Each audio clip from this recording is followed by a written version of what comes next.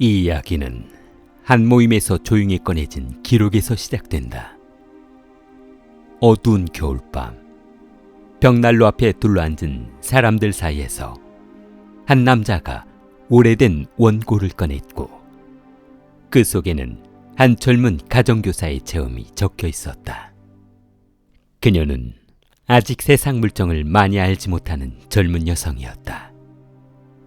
목사의 딸로 자라 도덕과 책임을 중요하게 배우며 성장했지만 세상 밖으로 나와 스스로 생계를 꾸려야 하는 상황에 놓여 있었다.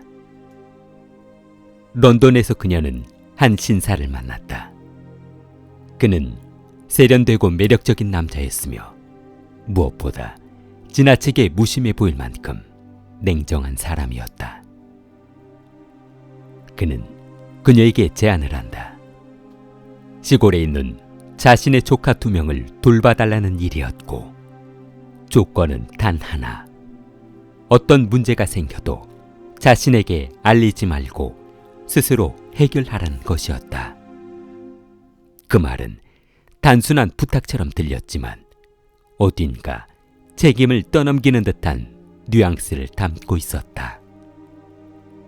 그러나 젊은 그녀에게는 그것이 오히려 신뢰처럼 느껴졌고 무엇보다 그 신사의 태도는 그녀의 자존심을 자극했다.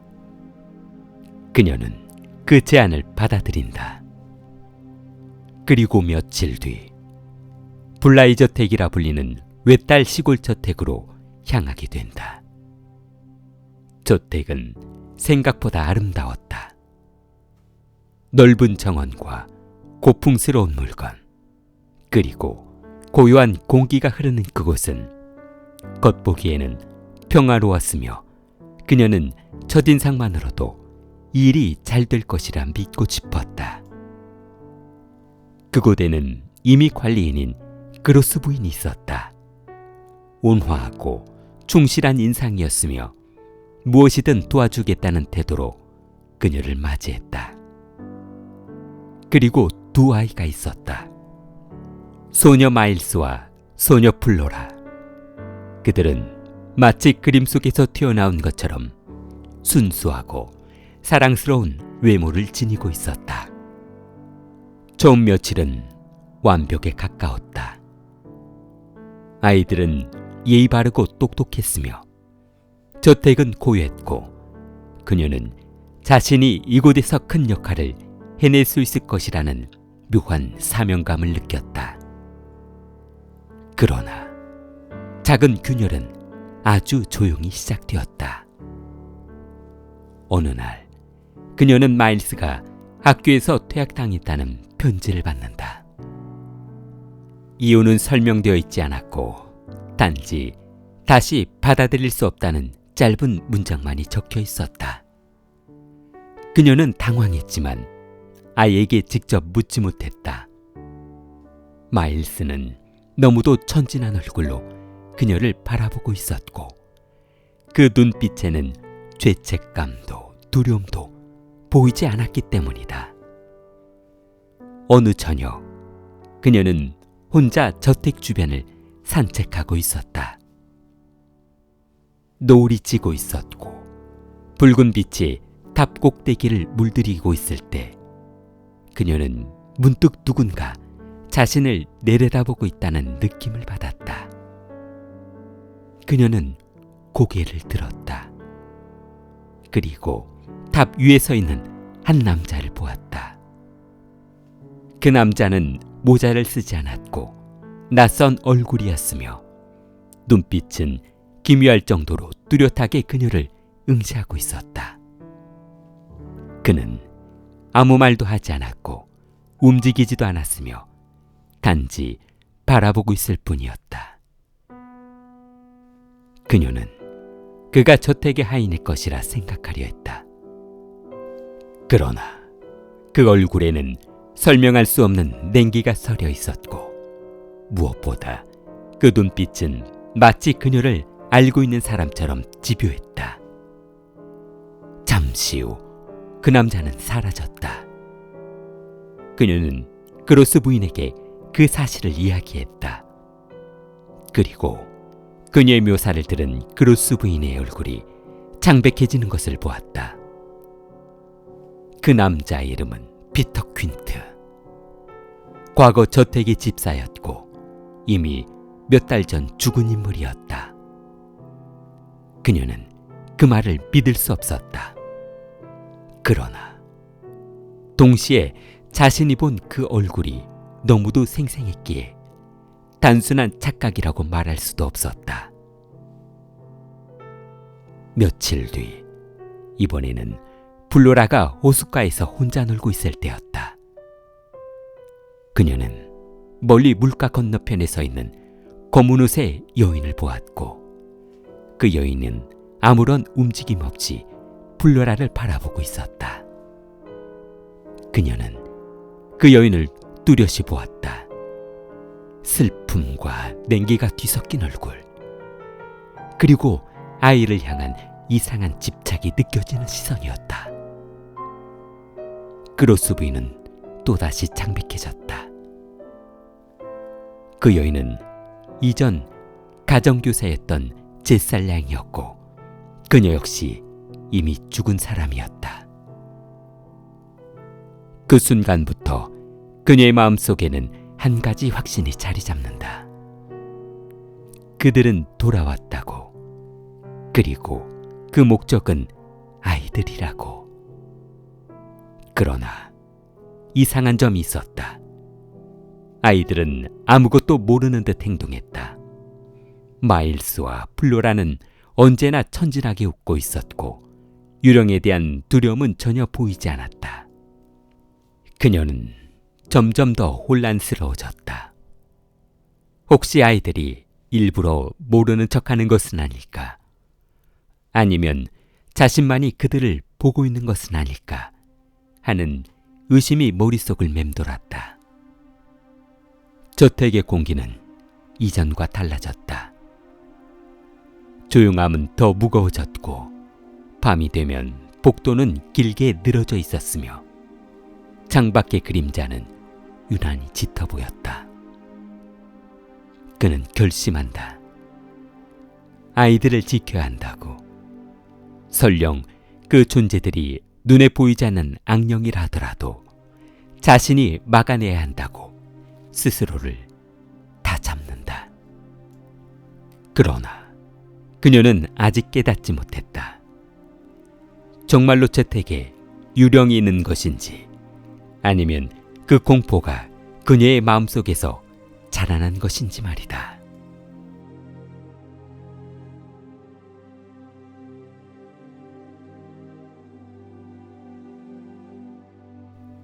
저택은 여전히 아름다웠다. 아침이면 안개가 정원을 감싸고 아이들의 웃음소리는 복도를 따라 부드럽게 흘러갔으며 겉으로 보기에는 아무 문제도 없어 보였다. 그러나 그녀의 마음은 이전과 같지 않았다. 창밖에 비친 자신의 얼굴을 볼 때마다 혹시 자신이 너무 예민해진 것은 아닌지 의심했고 동시에 그 탑 위에 남자를 떠올리면 심장이 조용히 조여왔다. 마일스는 유난히 조용해졌다. 그는 이전처럼 밝게 웃었지만 때때로 너무 성숙한 표정을 지었고 마치 나이에 어울리지 않는 비밀을 알고 있는 사람처럼 그녀를 바라보았다. 그 시선은 짧았지만 강렬했다. 그녀의 눈빛에서 설명할 수 없는 무언가가 느꼈고 그것이 단순한 상상이기를 바랐다. 어느 저녁 그녀는 마일스와 함께 정원을 걷고 있었다. 그때 그녀는 멀리 나무 사이에서 다시 한번 그 남자를 보았다. 이번에는 더 가까이였다. 피터 퀸트라 불리는 그 남자는 창백한 얼굴로 서 있었고 분명히 마일스를 바라보고 있었다. 그녀는 본능적으로 마일스를 끌어안았다. 그러나 아이는 아무것도 보지 못한 것처럼 태연하게 서 있었고 오히려 그녀의 긴장을 이상하게 여기는 듯 고개를 기울였다. 그녀는 떨리는 목소리로 물었다. 저기 아무것도 보이지 않니? 마일스는 잠시 침묵했다. 그리고 아주 부드러운 목소리로 무엇을 말씀하시는 거죠? 라고 되물었다. 그 순간 그녀의 심장은 세게 내려앉았다. 가이의 말은 순수했지만 그 침묵의 길이가 어딘가 개선된 듯 느껴졌기 때문이다. 며칠 뒤 플로라는 호숫가에서 혼자 노는 일이 잦아졌다. 그녀는 물 위를 바라보며 조용히 미소를 짓곤 했고 마치 누군가와 비밀스러운 대화를 나누는 것처럼 보였다. 어느 날 그녀는 다시 그 여인을 본다. 검은 옷의 제슬량이 호숫가 건너편에 서 있었고 그 눈빛은 플로라를 향해 집요하게 고정되어 있었다. 그녀는 이번에는 확신했다. 그 여인은 아이를 노리고 있었으며 아이의 영혼에 무언가를 속삭이고 있다고 느꼈다. 그러나 플로라는 고개를 돌리지 않았다. 그녀는 물결을 바라보며 조용히 노래를 흥얼거렸고 마치 아무것도 존재하지 않은 것처럼 행동했다. 그녀는 그로스 부인에게 달려갔다. 하지만 그로스 부인은 그 여인을 본 적이 없었고 단지 과거의 비극적인 이야기만 들려줄 뿐이었다.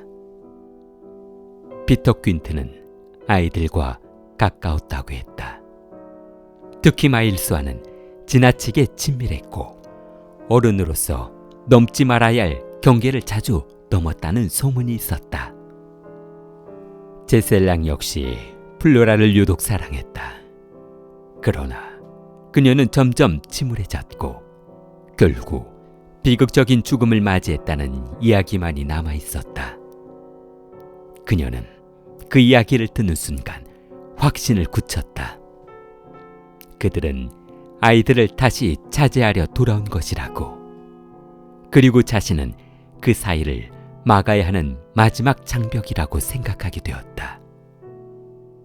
그러나 동시에 또 다른 생각이 떠올랐다. 혹시 자신이 만들어낸 이야기일지도 모른다는, 너무 많은 상상을 이어붙인 것은 아닐까 하는 의심이었다.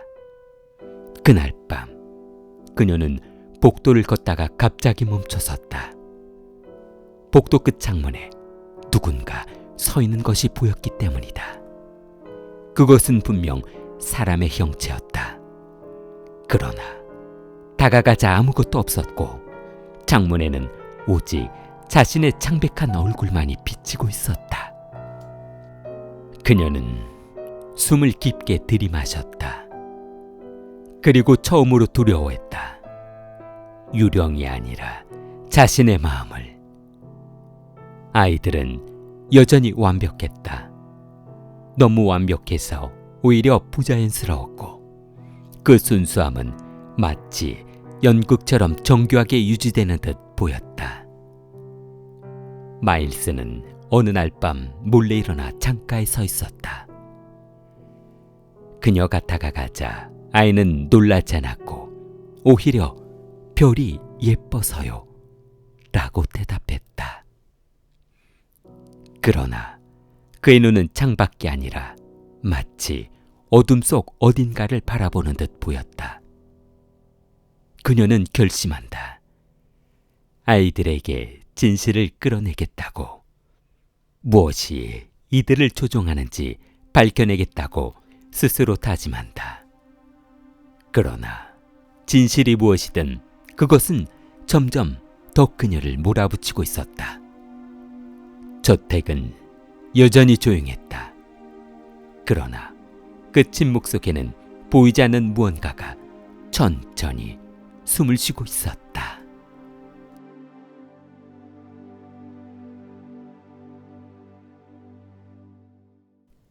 저택의 공기는 점점 무거워지고 있었다. 그녀는 더 이상 평범한 낮과 밤을 구분하지 못했고 햇빛 아래에서도 어둠이 스며드는 것처럼 느껴졌다. 마일스는 유난히 다정해졌다. 그는 그녀의 손을 잡고 정원을 거닐었고 때로는 너무 성숙한 어조로 칭찬을 건네며 그녀를 안심시키려는 듯 행동했다. 그 다정함은 위로처럼 보였지만 동시에 이상하게 계산된 느낌을 주었다. 그녀는 아이의 미소 뒤에 숨겨진 무언가를 읽어내려 했었고 그 노력이 오히려 그녀의 긴장을 더 키워갔다. 어느 날 밤 그녀는 복도에서 발소리를 들었다. 저택은 모두 잠든 시간이었고 그 소리는 너무도 또렷하게 울려 퍼졌다. 그녀는 조용히 문을 열고 밖으로 나섰다. 복도 끝 창가에 마일스가 서 있었다. 소녀는 창문을 열어둔 채 어둠을 바라보고 있었고 바람이 그의 머리카락을 흔들고 있었다. 그녀가 다가가도 그는 놀라지 않았고 오히려 기다리고 있었다는 듯 천천히 고개를 돌렸다. 왜 여기에 서 있니? 그녀가 묻자 마일스는 잠시 미소를 지으며 그냥 바깥 공기가 좋았어요 라고 대답했다. 그러나 그의 눈은 여전히 창밖 어딘가를 향해 있었다. 그 시선은 마치 누군가와 조용히 교감하고 있는 사람의 눈처럼 깊고 고요했다. 그녀는 본능적으로 창밖을 바라보았다. 어둠 속에서 잠시, 아주 잠시 그녀는 또다시 그 남자를 본다. 피터 퀸트는 저택 담장 옆에 서 있었다. 그는 아무런 감정도 없는 얼굴로 창가의 소년을 바라보고 있었다. 그녀의 심장은 빠르게 뛰기 시작했다. 이번에는 확실해졌다는 생각이 들었고 자신이 미쳐가고 있는 것이 아니라 실제로 무언가 존재한다고 믿고 싶어졌다. 그러나 마일스는 아무 반응도 보이지 않았다. 그는 여전히 차분했고 오히려 그녀의 떨림을 흥미롭게 바라보는 듯 보였다. 그녀는 그를 방으로 데려갔다. 아이를 보호해야 한다는 생각이 점점 강해졌고 동시에 아이를 통제해야 한다는 생각도 자라나고 있었다. 그날 이후 그녀는 아이들을 혼자 두지 않았다. 산책도 놀이도 심지어 책을 읽는 시간조차 가까이에서 지켜보았고 아이들의 작은 표정 변화 하나도 놓치지 않으려 했다. 그로스 부인은 그녀의 변화에 당황했다. 처음에는 단순한 걱정이라고 생각했지만 점점 그녀의 눈빛이 과열되고 있는 것을 보며 말을 아끼게 되었다. 플로라는 어느 날 호숫가에서 갑자기 사라졌다. 잠시 눈을 돌린 사이 아이의 모습이 보이지 않았고 그녀의 심장은 공포로 얼어붙었다. 그녀는 물가를 향해 달려갔다. 그리고 멀리 작은 배 근처에서 플로라를 발견했다. 그러나 그 순간 그녀는 또다시 그 여인을 본다. 제셀 양이 물가 건너편에 서 있었고 아이를 향해 손을 뻗고 있었다. 그녀는 외쳤다. 저 여자가 보이지 않니? 그러나 플로라는 울기 시작했다. 그녀는 아무것도 보지 못했다고 말했고 오히려 가정교사의 눈빛을 두려워하는 듯했다. 그로스 부인은 플로라를 안고 저택으로 돌아갔다. 그리고 그날 밤 아이는 고열에 시달리며 헛소리를 했다. 그녀는 문 밖에서 그 모습을 지켜보며 혼란에 빠졌다.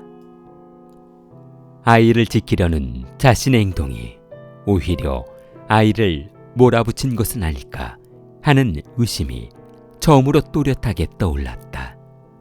그러나 마일스는 달랐다. 그는 플로라의 병을 조용히 바라보며 이상할 만큼 차분하게 그녀를 위로했다. 모든 건 괜찮아질 거예요. 그가 말했을 때 그 목소리에는 나이에 어울리지 않는 어둠이 스며 있었다. 그녀는 점점 확신과 의심 사이에서 흔들렸다. 유령은 분명 존재한다고 믿고 있었지만 그 존재를 증명할 사람은 아무도 없었다. 저택은 다시 고요해졌다. 그러나 그 고요함 속에서 그녀의 마음은 점점 더 극단적으로 향하고 있었다. 그녀는 이제 단순히 아이들을 지키는 사람이 아니었다. 그녀는 아이들의 영혼을 지키기 위해 무엇이든 할 준비가 되어 있는 사람이 되어가고 있었다. 그리고 그 결심이 모든 것을 끝내는 방향으로 움직이기 시작했다.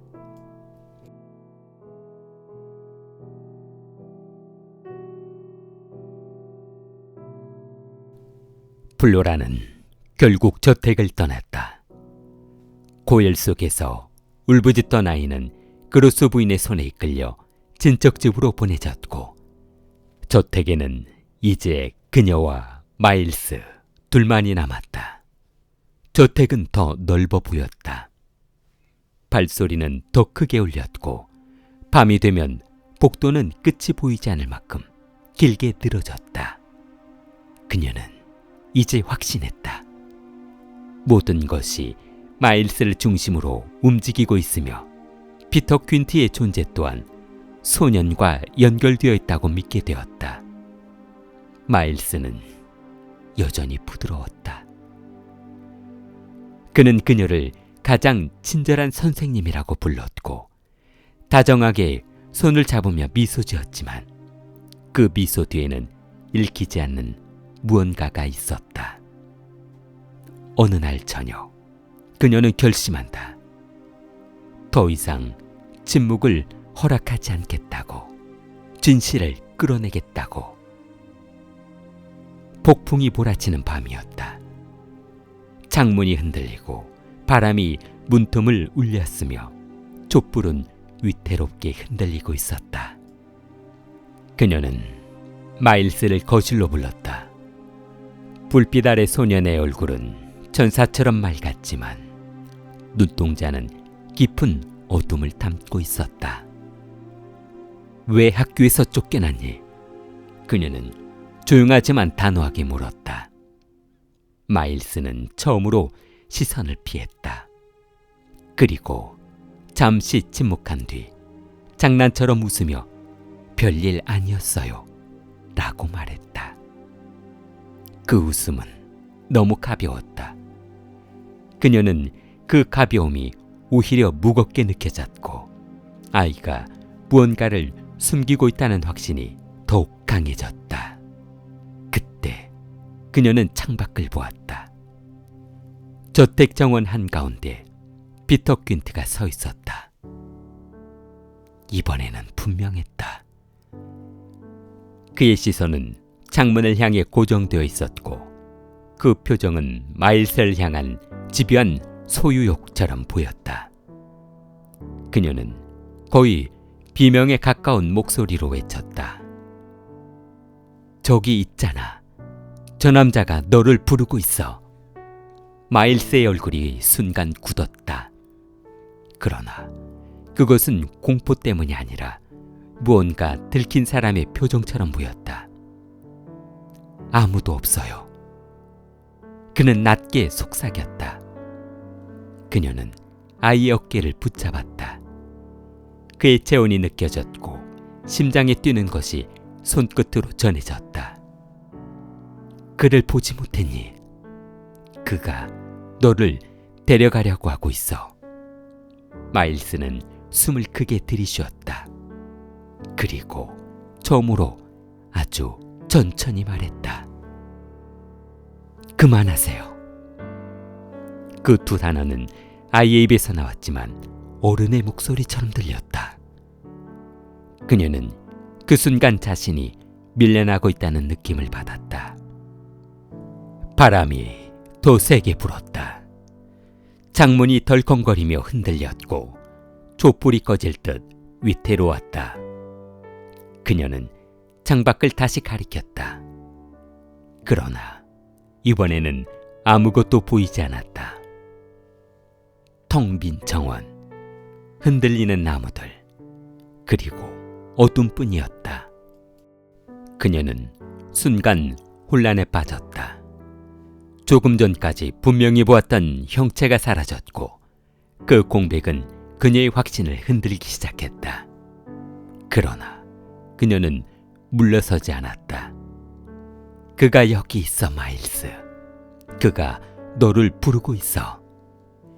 마일스의 눈이 번뜩였다.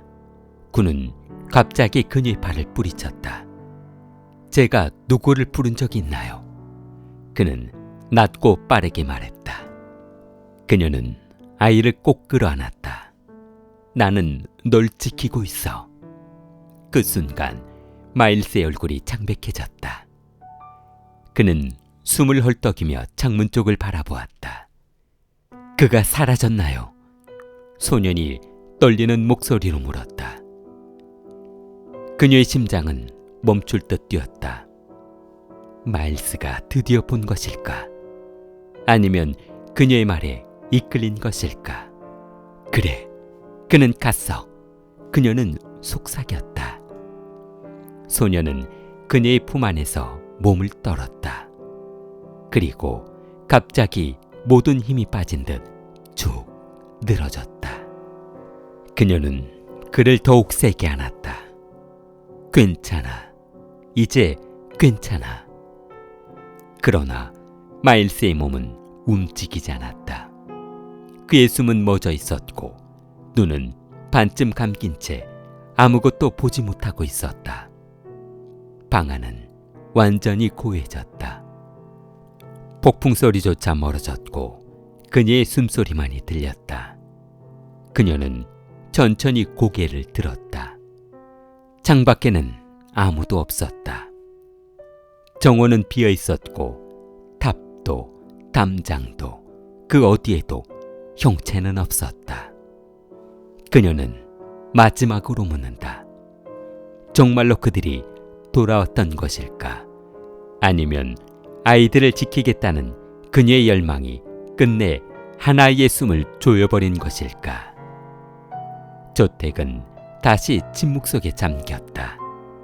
그리고 그 기록은 여기에서 멈춘다.